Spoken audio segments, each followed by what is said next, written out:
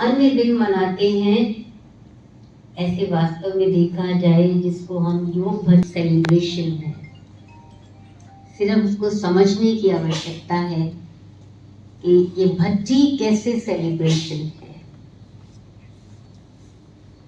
परमात्मा से योग वो भी एक प्रकार का सेलिब्रेशन है, क्योंकि उस योग के अंदर हमारा मिलन, इसकी पाने की चाह हमको बहुत समय से थी। तो जो हम बाबा के बच्चे कहलाते हैं, तो हम बाबा के बच्चे इस बात को जानते हैं कि ये जो संगम युग है, ये हमारा मौजों का युग है। यानी शिव पिता शिव बाबा हमको कहते हैं ये जो युग है ये मौजों का युग है। Every day every moment is a celebration, बाबा ऐसा कहते हैं। हमारा उठना भी मौज, खाना भी मौज, हमारी तपस्या भी मौज, हर चीज में हमारी मौज समाई हुई है। और बाबा कहते हैं मनोरंजन की रीति से अगर हम ये सेलिब्रेशन करते हैं, ये मनाते हैं, जैसे हम किसी का बर्थडे होता है या कोई अन्य कोई किसी ने समझे 25 साल ज्ञान में पूरे कर लिए, योगी जीवन में पूरे कर लिए, हम उसको सेलिब्रेट करते हैं, बाबा को भोग लगाते हैं, उनको विशेष देते हैं। तो बाबा कहते हैं मनोरंजन की रीति से भले मनाओ, बाबा उसके लिए मना नहीं करते हैं। लेकिन क्योंकि बाबा खुद भी किया करते थे, इवन जब प्रजापिता ब्रह्मा साकार माध्यम में थे, तभी बाबा जो है बच्चों के साथ खेल पाल करते थे और बच्चों को बहुत ऐसे खेल पाल तो करते और कभी कभी अच्छे अच्छे पकवान आदि बनाकर खिलाया करते। कुछ ना कुछ बाबा करते थे, जिसको हमारे यहाँ रमत गमत कहा जाता है, तो ये किया करते थे। लेकिन बाबा ने कहा वो तो है ही है, लेकिन उसी मौज को अगर हम परमात्म रंग में रंग कर मनाएं तो मौज कैसी हो जाएगी। जैसे कहते हैं सोने पे सुहागा, मौज तो है ही मौज, लेकिन उस परमात्म रंग में हम रंग गए। और अभी जो समय चल रहा है, समय जो घंटे बजा रहा है, समय सिग्नल्स दे रहा है, मुझे उसको विस्तार पूर्वक समझाने की जरूरत नहीं है, हम सभी जानते हैं इस बात को, सब कुछ हमारे सामने है। तो उसके अनुसार बाबा ने हमें कहा है, क्योंकि योग की विभिन्न स्टेजेस हैं, और प्यारे बाबा ने हमें कहा है कि बच्चे विधेयी स्थिति में स्थित होना, अव्यक्त फरिश्ता बनना, अशरीरीपन का अनुभव करना, ये है परमात्म संग के रंग में रंग जाना। और ऐसे अगर रंग लगी हुई आत्मा हो तो वो हमेशा कैसे होगी, आनंदित रहेगी, प्रफुल्लित रहेगी, उसके चलन और चेहरे से वो भासना आएगी, वो खुशी की भासना आएगी, जिसको बाबा कहते हैं कि आप खुशी दो खुशी बांटो। बाबा कहते हैं ना, खुश रहो और खुशी बांटते जाओ, या दिल खुश मिठाई सबको खिलाते रहो।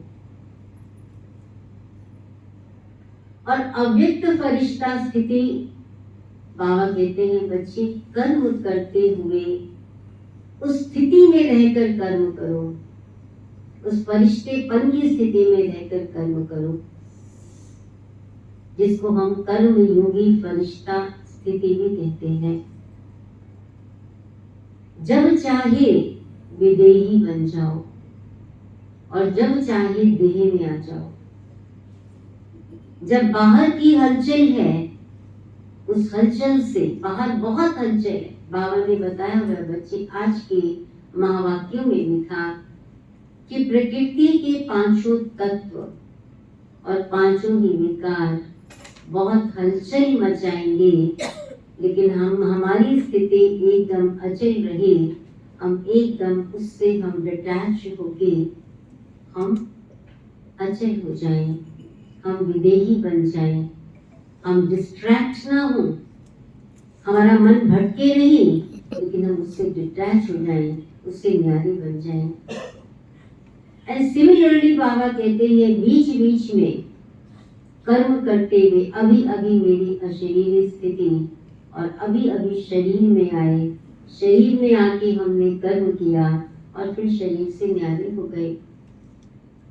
ये सब स्थितियां जो हैं वास्तव में देखा जाए ये सब परमात्म रंग में रंगने की ये सब तरीके हैं, ये विधियां हैं।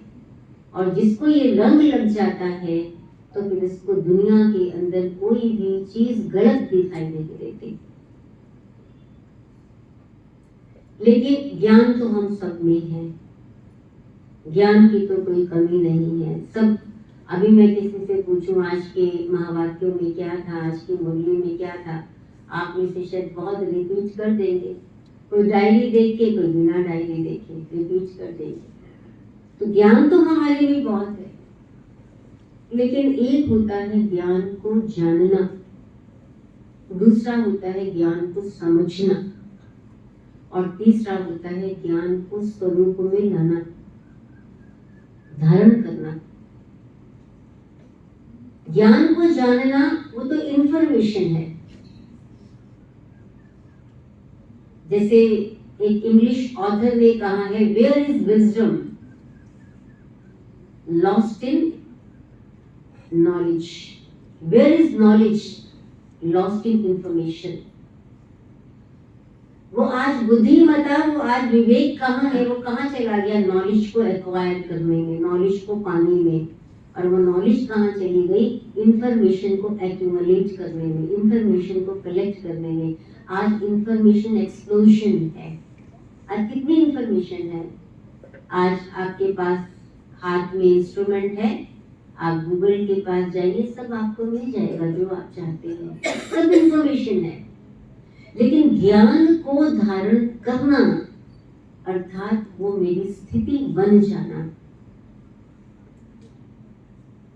ज्ञानमय जीवन, योगमय जीवन, क्या मेरी वो ज्ञानमय जीवन और योगमय जीवन है? इंग्लिश में कहते हैं knowledge is light, knowledge is might. ज्ञान रोशनी है, प्रकाश है, ज्ञान शक्ति है, रोशनी, उससे समझ तो मुझे मिल गई, लेकिन क्या वो मेरा ज्ञान मेरी नस नस में पहुंचा, वो गहराइयों से मैंने समझा, क्या वो मेरी शक्ति बना? मैंने सुना दिया कि विपरीत परिस्थितियों में अपने मन की स्थिति को स्टेबल रखो, स्थिर रखो। लेकिन जब मेरे पास ऐसी परिस्थितियां आई तो क्या मैं खुद को स्टेबल रख सकी? ज्ञान तो बुद्धि में है हमारे, राइट? अगर मैंने अपनी स्थिति को विचलित नहीं होने दिया तो वो ज्ञानमय अवस्था कहेंगे ना। अब मैंने जान तो लिया मैं आत्मा हूं, मैंने ज्ञान अनेकों को सुना दिया कि मैं आत्मा हूं, आप आत्मा हैं, लेकिन क्या वो मेरी आत्मिक स्थिति कर्म करते वक्त, देखते वक्त, सुनते वक्त वो मेरी स्थिति रहती है? क्या हम दूसरे को वो उस स्थिति से देखते हैं? ये है वो ज्ञानमय स्थिति कि जो मैंने जाना था, जो मैंने समझा था, वो मैंने उसको प्रैक्टिस स्वरूप में लाया।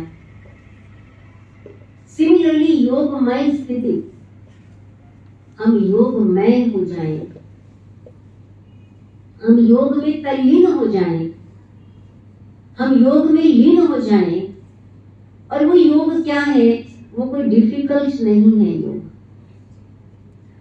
अधिकतर हम लोगों को मन में क्या आता है कि योग क्या होता है कि कोई उसकी इमेज क्या सामने आएगी, एक स्पेशल कपड़े जैसे हम लोग व्हाइट पहनते हैं, कोई लोग गेरुए रंग के कपड़े पहनते हैं, संसार से कोई दूर चला गया, कोई गृहस्थी है, कोई पेड़ के नीचे जाके तपस्या कर रहा है, वो योग नहीं है। योग शब्द हमने डिफिकल्ट समझा है, वो योग नहीं है। परम पिता परमात्मा शिव बाबा ने तो योग को बहुत सहज करके बताया है,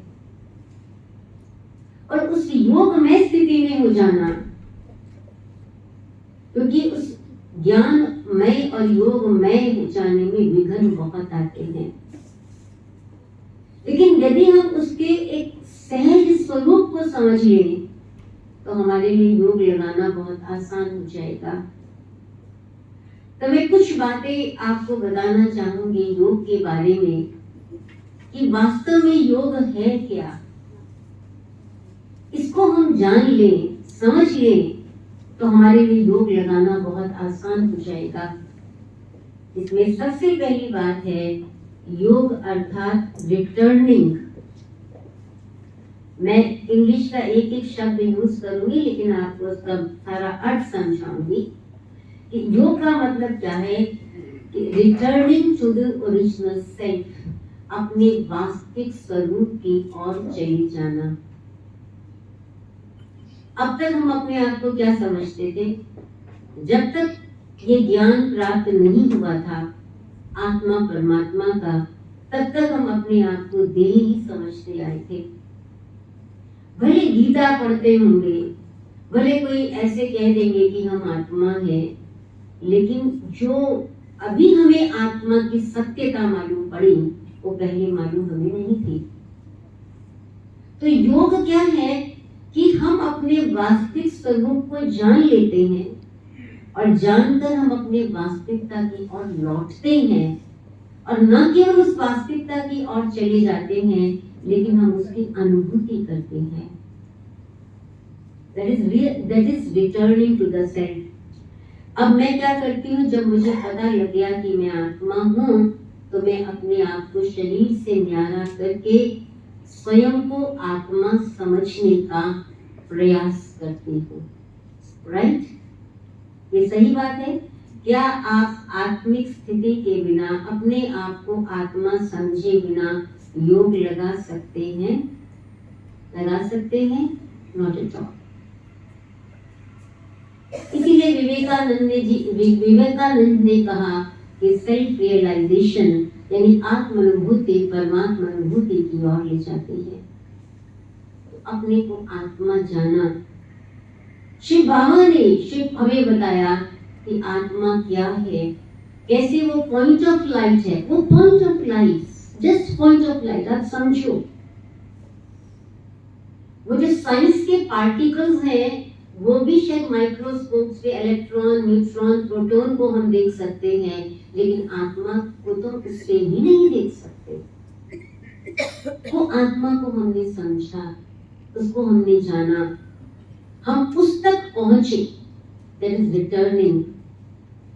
और उसके बाद दूसरा है योग क्या है? It is relaxing. जब तक आप तन और मन को रिलैक्स नहीं करेंगे तब तक योग लग नहीं सकता। तन की हलचल मन की हलचल को लेकर आती है।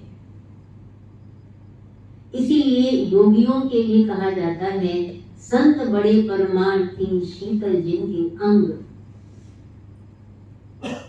उनके शारीरिक ये जो कर्मेंद्रियां हैं उनमें भी बड़ी शीतलता होती है, चंचलता समाप्त हो जाती है। और इसका दूसरा एस्पेक्ट है कि हम क्या करते हैं, हम अपना मन बुद्धि चारों तरफ से हटाकर स्वयं को एक जगह एकाग्र करते हैं, फोकस करते हैं। जितने भी डिस्ट्रैक्शंस हैं, क्योंकि बहुत सारे इधर उधर हमारी बुद्धि बटी हुई थी, अपने घर में, अपने परिवार वालों में, अपने मित्र संबंधियों में, अपने बिजनेस में, संसार की बाहरी बातों में, लेन देन में, अनेक जगह हमारी बुद्धि के जो प्लग्स है ना वो जुड़े पड़े थे। जैसे नहीं एक वो इंस्ट्रूमेंट आता है, वो एक ही प्लग में डालो, उसके अंदर बहुत सारी वायर्स होती हैं, उसके साथ बहुत सारे वायर्स के साथ आप बहुत सारे साधन जोड़ सकते हैं। आता ना एक साधन ऐसा, इसी प्रकार हमारी बुद्धि के बहुत सारे प्लग्स, बहुत सारे वायर्स निकल गए, कोई कहाँ जाके जुड़ा, कोई कहाँ जाके जुड़ा, कोई कहाँ जाके जुड़ा। और बाबा ने क्या कहा, इस सब तरह से बुद्धि हटा दो। जब तक हमने अपनी बुद्धि को वहां से हटाया नहीं है तब तक भी योग नहीं लग सकता, क्योंकि जैसे ही हम अपनी बुद्धि को वहां से हटाते हैं मन एकदम रिलैक्स हो जाता है। मन रिलैक्स और तन relax.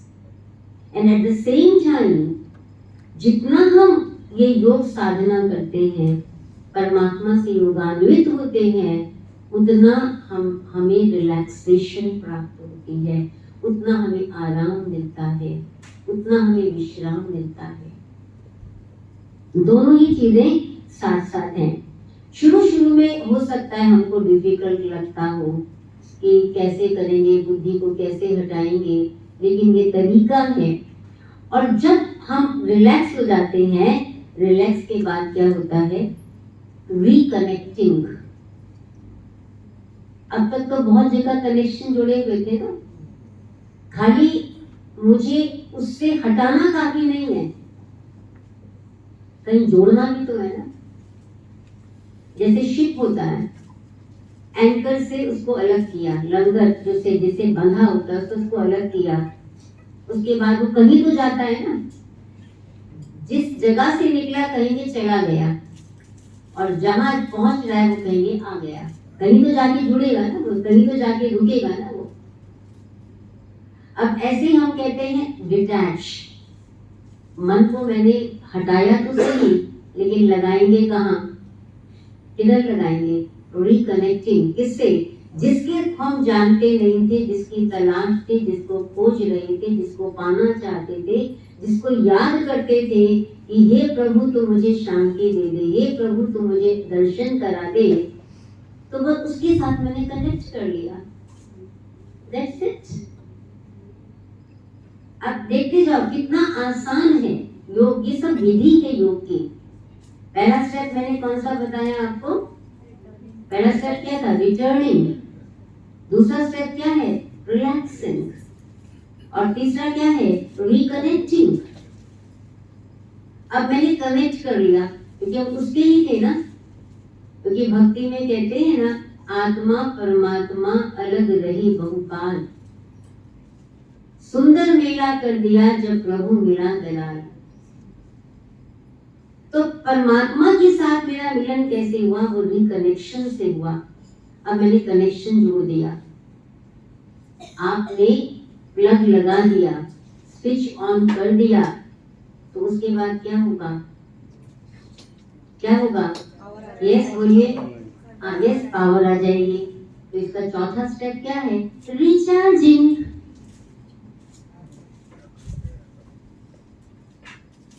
Why recharging? Why not only charging? No, recharging.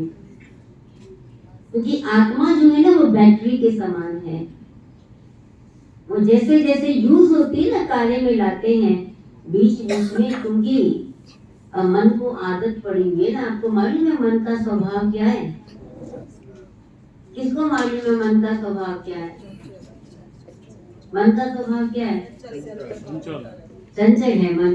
अच्छा, और क्या है, मन का स्वभाव है घूमना, वो घूमता रहता है, वो एक जगह स्थिर होकर नहीं बैठता मन, तो उसका स्वभाव ही घूमना है, तो भागेगा इधर उधर। तो रिचार्जिंग दो बातें हैं। अब मैंने कनेक्ट किया तो मुझे चार्ज मिलना शुरू हुआ, मुझे एनर्जी मिलती है, शक्ति मिलती है उससे। और हमें करना क्या है, सिंपली जो चलते चलते मेरी बैटरी, कभी हम अलग अलग तरीकों, अलग अलग जो बाहर के प्रभाव है उनमें बह जाते हैं। और आज बाहरी प्रभाव कौन से हैं, नकारात्मकता के, उनमें बह जाते हैं। जब बह जाते हैं तो बैटरी डिस्चार्ज हो जाती है। तो what is Rajyoga, it is recharging. Simply मुझे परमात्मा से वो एनर्जी वापस लेनी है, वो शक्ति लेनी है, जो शक्ति पहले मेरे में थी लेकिन आज वो दिखाई नहीं दे रही। एक बार क्या हुआ, एक टीचर ने अपने स्टूडेंट्स को बुलाया और स्टूडेंट्स को कहा कि कल आप जब आएंगे तो अपने स्कूल बैग के साथ एक बैग के अंदर आलू लेकर आना, पोटैटोस, आलू लेकर आना। और जब वो आलू, सब बच्चे आलू लेकर आ गए, बच्चे तो बहुत हैरान थे कि आलू क्यों लेके जाना है स्कूल में। तो उसने क्या कहा कि अभी तुमको क्लास के स्टूडेंट्स को कहा गया, जो स्टूडेंट्स तुमको अच्छे नहीं लगते हैं, जिनसे तुम्हारी दोस्ती नहीं है, जिनसे तुमको बात करना अच्छा नहीं लगता है, या कोई भी कारण से वो जिससे ठीक नहीं चलते हो आप उन आलूओं पे उसके नाम लिख दो। क्योंकि एक आलू तो था नहीं, बहुत सारे आलू थे ना, सबको कहा था थोड़े आलू लेके आना। तो बच्चों ने क्या किया, जो जो उनको अच्छा नहीं लगता था तो उसके ऊपर जो है उनके नाम लिख दिए। सबने अपना इंडिविजुअल, जिसको जो अच्छा नहीं लगता उसका नाम लिख दिए। और फिर कहा अच्छा ठीक है, अभी नेक्स्ट डे जो है ना, इस आलू को तुमको बैग को कैरी करना है। अब नाम तो लिख गए, नेक्स्ट डे फिर अपने स्कूल बैग के साथ वो आलू का बैग कैरी करना है। और ये प्रोसेस जो है वो 7 दिन तक उनको रिपीट कराया गया। अब वो 7 दिन हो गए, उस थैले में आलू पड़े हैं बंद। तो अभी उन आलूओं में क्या हुआ, वो सड़ने लगे। आलू में क्या आएगा, उनमें गंध आनी शुरू हो जाएगी, वो अच्छी नहीं लगेगी, ऐसी गंध आएगी। They start giving foul smell और स्टिंकिंग स्मेल उनमें आने लगेगी। तो बच्चे कहने लगे कि टीचर अभी इनको कितने दिन तक रखना है। तो आखिर 8वें दिन उसने उन बच्चों को कहा कि अभी आप इन आलूओं को आप रखना चाहते हैं। तो कहते नहीं, क्यों नहीं रखना चाहते, क्योंकि इनमें से सब में से खराब स्मेल आ रही है, गंध आ रही है, और ये अभी रखना अच्छा नहीं लगता है, इनको बाहर फेंक देना अच्छा है, क्योंकि वो बिगड़ गए हैं सारे। तो टीचर ने कहा इसी प्रकार आप सोचो कि जो आप दूसरों के अंदर नकारात्मकता देखते हो, अगर वो आप अपने अंदर बसा के रखेंगे तो वो नकारात्मकता क्या करेगी, वो क्या करेगी, आपके अंदर सड़न पैदा करेगी। सड़न को आप अपने अंदर रखना नहीं चाहते हो। और आज वो क्या रहा है, आज हम क्योंकि इस संसार में रहते हुए कोई व्यक्ति कैसा, सभी तो हमारे जैसे हैं नहीं। कोई हमें अच्छा लगता है, कोई प्रिय है, कोई अप्रिय है, कोई खराब है, कोई अच्छा है हमारे लिए, कोई मिलनसार है, किसी से बात करना अच्छा लगता है, किसी से बात करना अच्छा नहीं लगता है। तो हम उनकी जो नेगेटिविटी है, और आज ये मनुष्य की टेंडेंसी बन गई है, और वो टेंडेंसी क्या है, उसको गलत चीज लोगों में जल्दी दिखाई देती है। Is it right? ये सही है? उनकी अच्छाई जल्दी दिखाई देती है, बुराई जल्दी दिखाई देती है। बुराई, उसका प्रभाव पड़ता है। तो योग क्या है, इट इज रिचार्जिंग, क्योंकि मेरी एनर्जी डिप्लीट होती है। जो एनर्जी है वो सारी की सारी डिप्लीट, खत्म होती जाती है। वो एनर्जी जो हमारी अपनी आत्मिक शक्ति थी, आत्मा में अपनी शक्ति है, लेकिन वो शक्ति सारी की सारी धीरे धीरे डिप्लीट हो गई, खत्म हो गई, इन्हीं प्रभावों के कारण, नकारात्मकता के कारण। उसको मुझे अभी फिर से वापस लेना है। तो व्हाट इज योग, इट इज रिचार्जिंग। और साथ साथ जब रिचार्जिंग होती है तो क्या होता है, रिलीजिंग। क्या रिलीज होगा, व्हाट इज योग, रिलीजिंग योर नेगेटिव एनर्जी। जो अपने अंदर बहुत सारी बुराइयां पैदा हो गई हैं, जो बेसिकली विकारों के कारण हैं।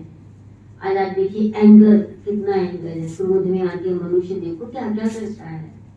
आज छोटे बच्चे को भी गुस्सा आता है, उठा के जो चीज हाथ में आई फेंक देगा।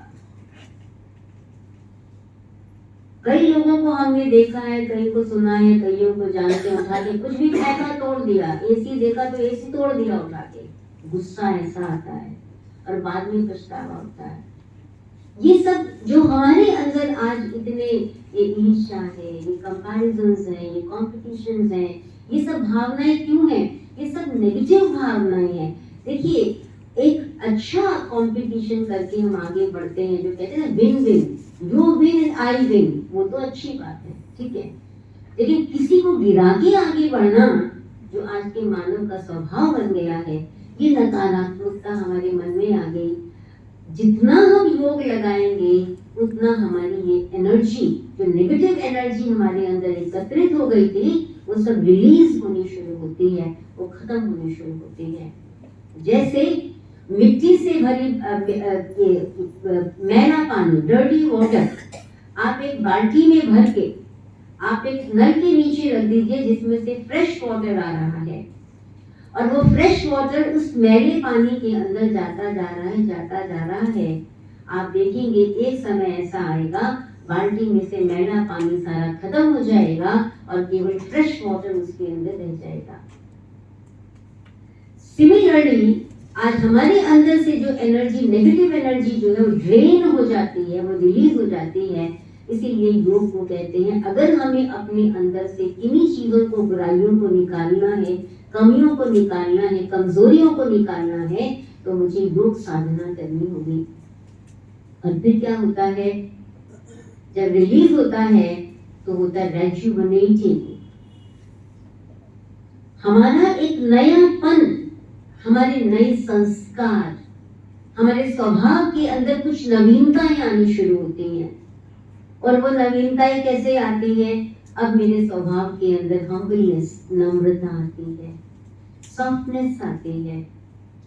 पहले हम बोलते थे तो बहुत कठोर बोलते थे, हार्श बोलते थे, कड़वा बोलते थे। अभी मीठा बोलने का हम प्रयास करते हैं, हम मधुरता से बात करते हैं। पहले छोटी सी बात होती थी, हम शाउट करना शुरू कर देते थे। अभी हम धीरजता रखते हैं, पेशेंस रखते हैं। This is rejuvenation. स्वभाव के अंदर मेरे क्या होता है, अभी एक प्रकार की गुडनेस आनी शुरू होती।